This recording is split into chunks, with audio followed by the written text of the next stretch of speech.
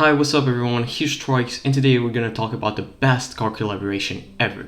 I'm not just gonna talk about the best for me, but also a couple of them which I found interesting. If you want me to do a full video between car collaborations and not just car brands, but clothing and stuff, I will most definitely do one. Okay, first let's start with some of the examples. Let's go with Mercedes and McLaren. They built the Mercedes SLR McLaren, really original with the name. It's a beautiful car, it has the beautiful butterfly doors, and I love this vent in the SLS, the SLK, the SLR. They look all really cool. Next, we're gonna talk about Peugeot with Lacoste in 1985, right here. They made this collab. It's really old, but I guess it looks cool. Most recently, in 2012, Fiat collabed with Gucci and made the Fiat 500 by Gucci. You already know there's gonna be a Fiat 500 from Gucci just dropping smoke throughout the streets. You already know there's gonna be someone like that. Then we have this Mercedes 300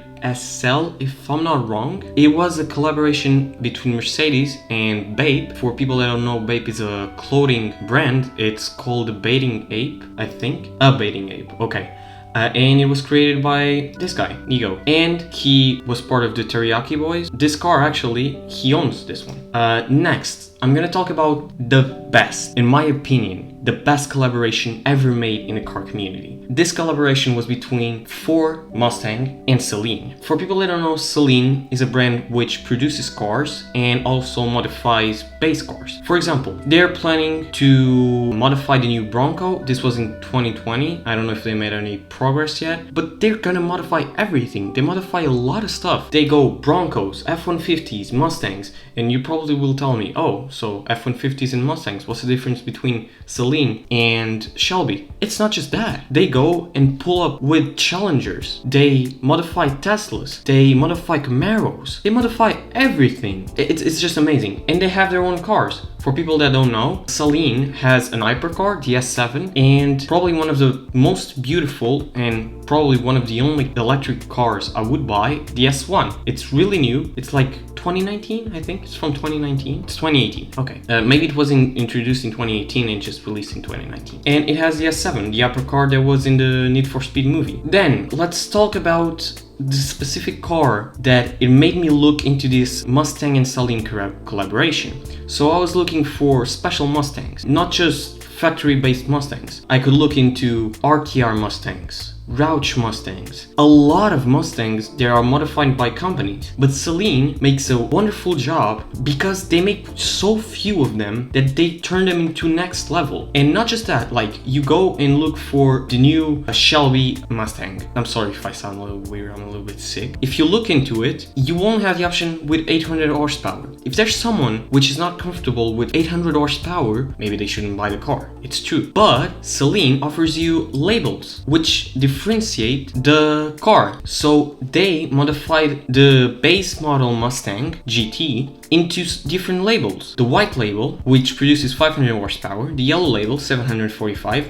and the black label 800. They started doing this to this type of Mustangs back in 2017. For what I'm understanding here, they have like an history of like, it's a 30th anniversary, so they released 30 of these Mustangs. So it's probably gonna be 10 each, but I actually don't know. I'm not sure of that. Just because they have a history to do it, they did it with a 281. No, actually, I'm wrong. They did it with a different model. I think it was the 302 back in the day. The older 302. Exactly. 25 because it was the 25th anniversary.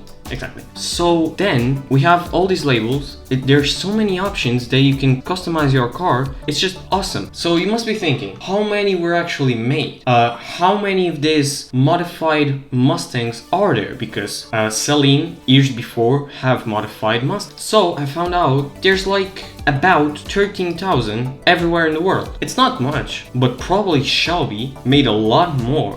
So these Saleen versions are really unique. In Europe, I've only found 4. 3 of them I'm gonna show you next, and the 4th was probably sold, someone bought it. I'm gonna show you right here. This is mobile.de. Okay, this is the next day. I don't know what happened here. I was editing and I'm almost sure I said mobile.de, but In the recording, I just sound like Maladi or something like that. I don't know what the fuck happened. Anyways, let's go on with the video. I used it in the last video. I'm gonna use it in this one as well because I think it's the biggest website in Europe. And let's talk about all these options. This was the S281 that I was talking about, which they made around, I think it was 60 of them.